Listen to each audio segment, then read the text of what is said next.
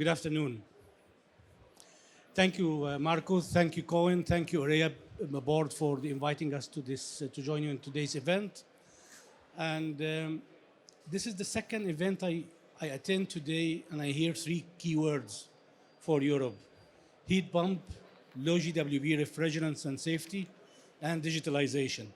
Apparently, these three topics are shaping somehow the industry direction in the years to come. And I think the rest of the world is not far from that, but priority may be different and come later.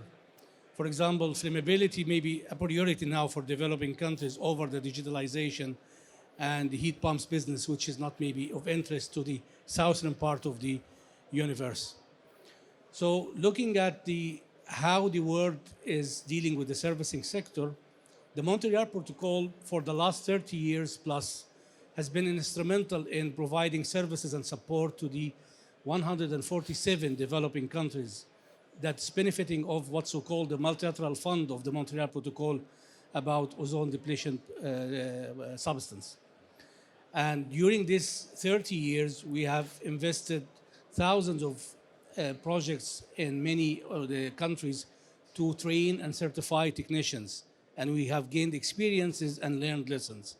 So allow me to start by sharing some of these lessons that we learned over the last 30 years and how we see the challenges associated with the servicing sector worldwide. The Secretariat of the Multilateral Fund conducted 2 studies over the last 3 years about the servicing sector dimension and context and needs and issues and challenges. And I can summarize them in 10 points as follows. The certification program is quite critical and crucial. No matter how you train people, if you are not certifying them through an enforceable system, this training will have no meaning and no value and no teeth. Now, what comes next is the safety consideration. This is becoming more and more needed worldwide.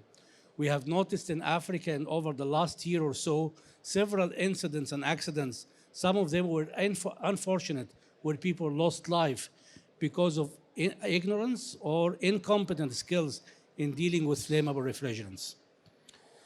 Dealing with the drop-in and the replacement apparently is going to continue with us for some time with the many options that we have in the market nowadays and a lot of applications that doesn't have one single solution, while the lifetime of equipment around the globe is a little bit longer than it is the case in Europe or the Northern America.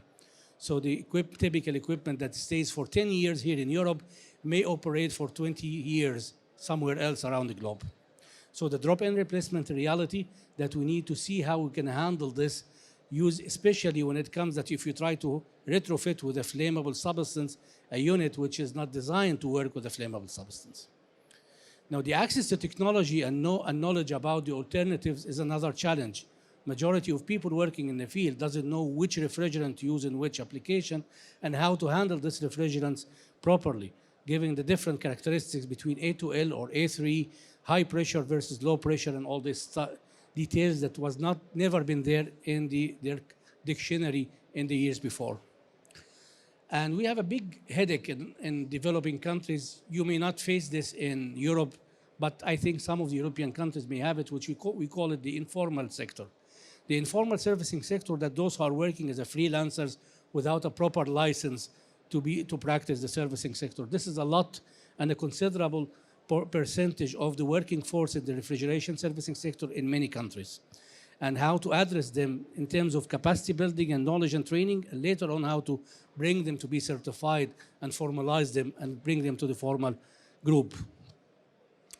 The next topic is the refrigerant containment, venting refrigerant to the atmosphere without the practice of recovery and recycling for different reasons, mainly economic. It's not environmental ignorance.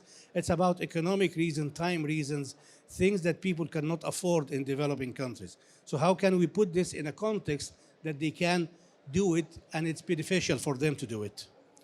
Energy efficiency is becoming now also another topic that is important during the servicing. We can place a Rolls-Royce in the market, but if we don't operate it and service it properly, it will not function as it's designed to be. So how to service and operate the equipment in a way that maintain its energy efficiency level during its lifetime. The regulatory framework, if it's not supporting all these type of options and tools, then we have a problem because all this will not be enforceable and it will be left to personal decision and judgment and the social corporate responsibilities for some of the companies that have so.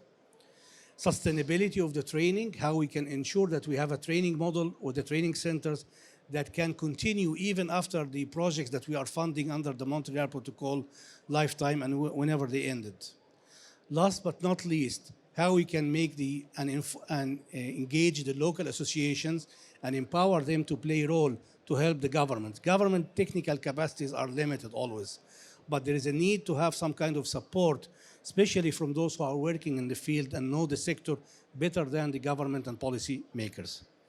So if we try to lump this into some kind of a roadmap, how we are trying to address this, it will be in three folds. The first one is about managing the substance, which is related to the trade, placing into market, technology selection. And the second one is managing the servicing sector practices. And the third one is how to manage the equipment and application being set into market.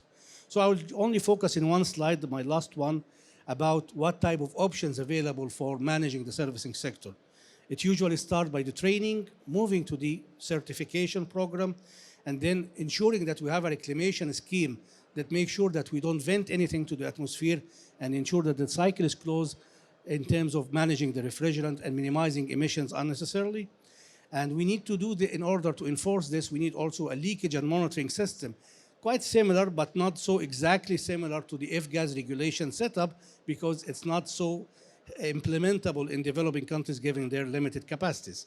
But some simplified model out of that can be very helpful, which we are trying to extract, and we already tested this in a couple of countries so far. Now, we need to make sure also that we have a proper system to license and not only the individuals, but also the companies, those who are working in the fields as installers, operators, and service providers.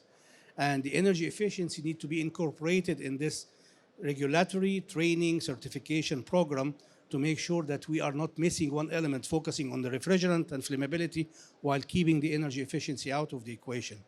Last but not least, all this, if there is no proper recording, logging, registry system, and this, we don't have data, we cannot create a feedback, we cannot take corrective action, and we cannot monitor what's happening in the market. So the principle that we're gonna work using all this is to make sure that we have strong outreach messages through implementing all these projects. We have the safety is number one, number two, number three in our priority because apparently this is the future, especially in developing countries. And we make this in partnership with all our associations worldwide. Nowadays, we have with AREA a global guide and training manual, which is going to be a revolutionary way of presenting training manual instead of the textual format in a modular, build your own course format. And we are thinking of another tools like the refrigerant driving license qualification program jointly with HRI and AREA.